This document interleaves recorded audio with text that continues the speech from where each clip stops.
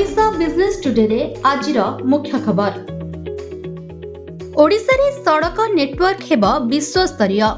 भुवनेश्वर नुआ rail station रे वाणिज्यिक उच्च अट्टालिका पाई योजना। हॉकी विश्वकप आयोजन रे 51 कोटी टंका खर्च।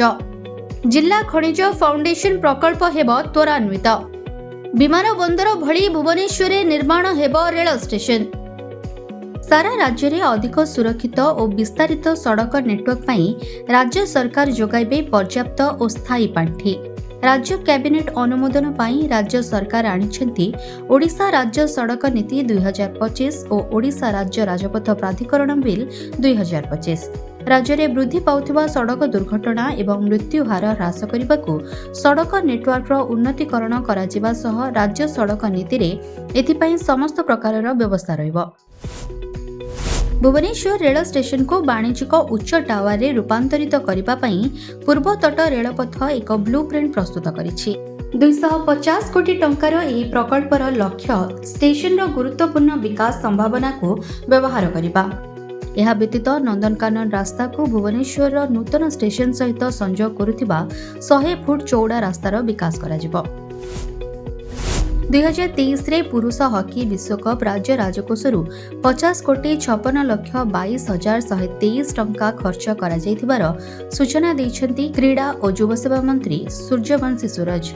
वर्तमान सरकार तृणमूल स्तर रे क्रीडार विकास पाई 248 इंडोर हॉल युक्त स्टाडियम निर्माण पाई 14.5 कोटी एवं 66 ब्लॉक रे स्टाडियम निर्माण पाई 6 कोटीर आनुमानिक व्यय अटकल करिसेंती। यह व्यतीत 314 ब्लॉक रे ब्लॉक स्तरीय स्टाडियम निर्माण करने पाई आगामी 5 वर्ष मध्य 4124 कोटी टंकार व्ययबराद व्यवस्था होइछे। खनि खादान सीमा ठारो 5 किलोमीटर अंचल मध्य जिला खनिज फाउंडेशन फंड द्वारा स्थिर करा जायथिबा समस्त उन्नयनमूलक एवं कल्याणमूलक कार्य सैचुरेशन मोड रे कराजिबो। खनि कार्य जोगु खनि अंचल रे क्षतिग्रस्त परिवार को आश्वस्ति देबा पई ओडिशा जिला खनिज फाउंडेशन नियम 2015 प्रणयन करा जायतिला। एही व्यवस्था गुडी को अधिक लोकाभिमुखी करिबा पई केंद्र सरकार प्रचलित डीएमएफ नियम रे आवश्यक संशोधन करिथिबा बेले एही संशोधन रे अनेक नूतन कार्यकलाप अंतर्भुक्त होइछे।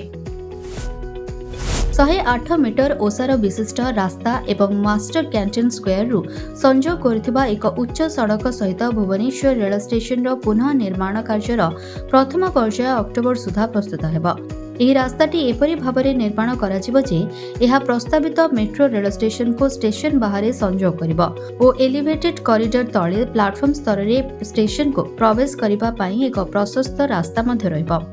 विमान बंदर भली सुविधा प्रदान करुथिबा एही 5 महला विशिष्ट प्लाटफर्म रे एस्केलेटर एवं लिफ्ट सहित फुट ओवरब्रिज टर्मिनल कोठा भितरे शौचालय कॉम्प्लेक्स भली अनेक सुविधा रहबा। It's all of your business. Business breaking.